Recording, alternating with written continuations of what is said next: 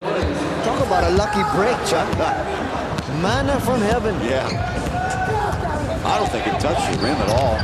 That's it. Right into his hand. That is exactly what Coach Chud Reyes is talking about. That should have been a violation. Alapag with a three.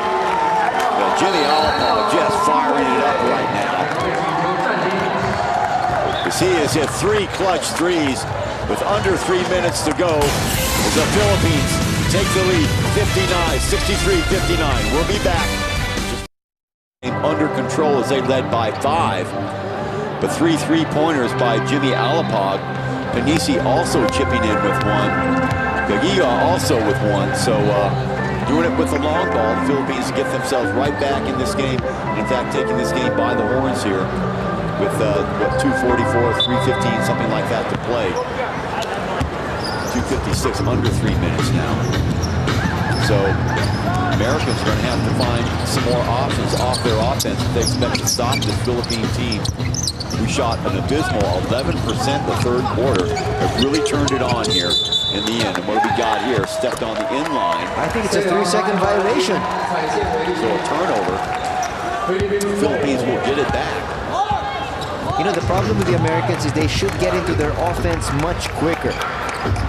They're taking too much time, like you can see a while ago. It's a rough shot, though. They got the lucky break with that putback. Very deliberate, very one-dimensional. And it's really costing them now as they are getting taken to the cleaners. Throng of Filipinos here inside the stadium in Chinese Taipei. Oh, yes. That will help their cause. Yes, it will. That cuts the lead in half. What a time for the Americans to hit their stride from three-point country. Something that has been lacking from their arsenal all entirely the whole game. Look at it now. They're still 4 for 24. 16.7%. Another 3 jacked up. And they're trading it now. That's the Spitfire, Mark Gagiwa. And the Philippines raining 3-pointers on the Americans. Tip no good. Rebound by the Philippines. In the open court where they love to be. Yes!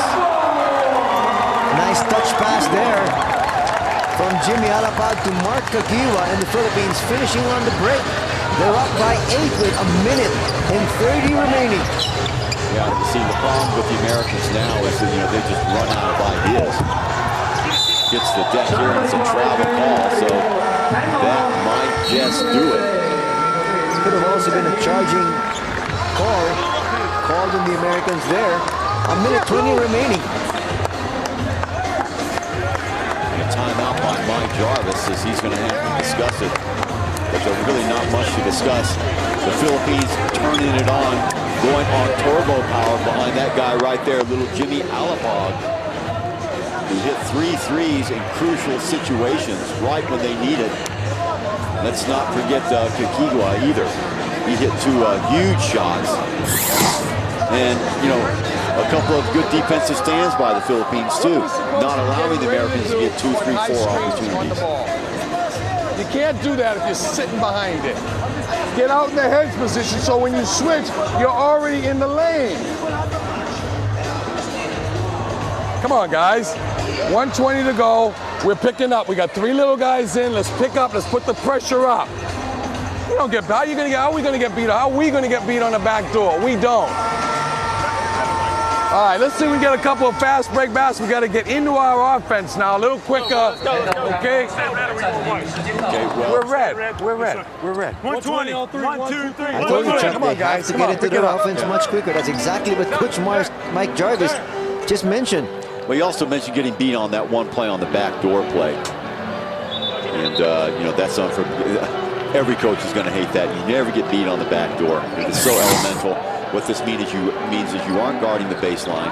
And, you know, this guy got 19 points. I mean, look at him, three-point land. 3 of 3, and he's done it all the 4th quarter. Fantastic numbers, shooting almost, I think, shooting 100% from the field. Yep. 2 of 2 from 2-point range, and 3 of 3 from downtown. His only glitch was missing 1 free throw. Boy, what a performance here by Jimmy Alapag. Almost losing, and he does, in fact, so minute and a tick left. But Mike Jarvis is going to be very happy. He said he wants more pressure from his American players. That's exactly what they did, forcing a turnover from Team Philippines. They're going to have to come up with something magical now. A minute left and 8-point lead. You're almost going to need, you've got to have a 3 at some point. Well, a quick two will still do it here for Team USA, but they're going to have it right now.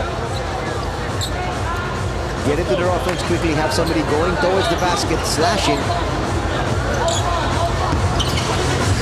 They don't have the three-point gunners that the Philippines has. You can see it there. Yeah, you see the hesitancy when they do have the ball.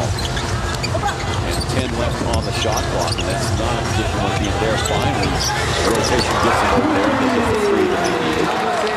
That's big. That is big. Yeah, down by 5 now with 40 seconds to play, and they need a steal here.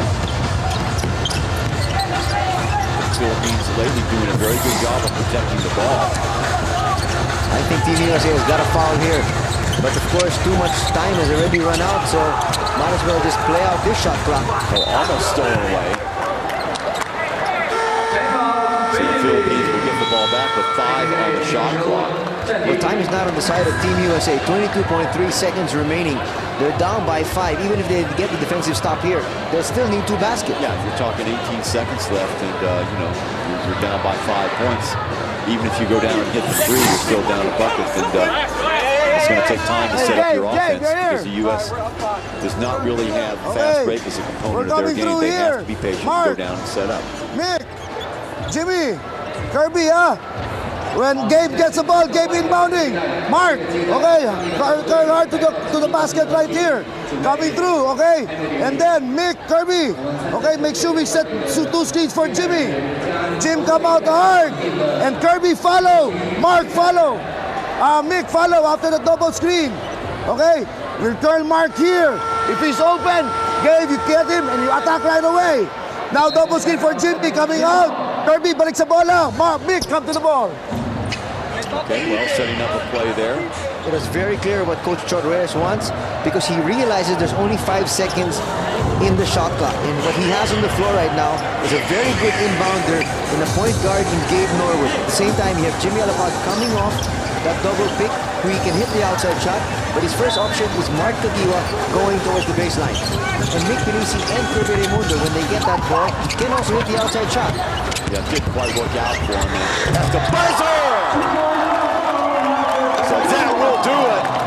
Well, a busted play, but it doesn't matter. They get the 2 points out of it, and it doesn't matter now. 72 to 67. He just salted away. There is the foul. Wow. You know, Chuck, the main reason why Mark Tagiwa was option number 1 for Coach Chot Reyes is because he's the #1 freelancer as far as the Philippine team is concerned. Give him the ball, he can break down the defense, he can take the outside shot, and that's exactly what happened. Well, the double. And again, Anthony, goes back to their very poor shooting. And, you know, they're just really basic one-dimensional. There's your foul. Being one-dimensional as a team, they really don't have anybody, you know, like a Jimmy Alapag that can, you know, get you points quick. They have to set up. That's not their game any other way. So when you fall behind, it takes time to set up and time to score points, and time that they just don't have right now, 2 seconds. And at the same time, Chuck, you need to have the complete package if you want to win a championship, if you want to do well in the tournament. They have the size, they have the heft, they have the talent inside, but they don't have any shooters to complement these big players. At least they did in this game. They weren't able to knock down shots when they needed to. Now, bear in mind, that also includes a very poor third quarter shooting outing by the Philippines, right? Where they scored only 6 points. You can see it right there. But the Americans, what they do, they only scored 15. Look at the second quarter. Americans only scored 6. So, you know, you add all these up, and it's a Philippine win, and it could have been more had they converted more at the free throw line. So I think really, realistically, you're looking at Mike Jarvis that has a team that might win a few games here, but he really doesn't have a spark plug, the point guard that can really push the ball up. You know, they did some good things with the press. They did a few good things shooting later on, but not enough to be this high octane Philippine offense. We'll be right back to wrap it up in a moment.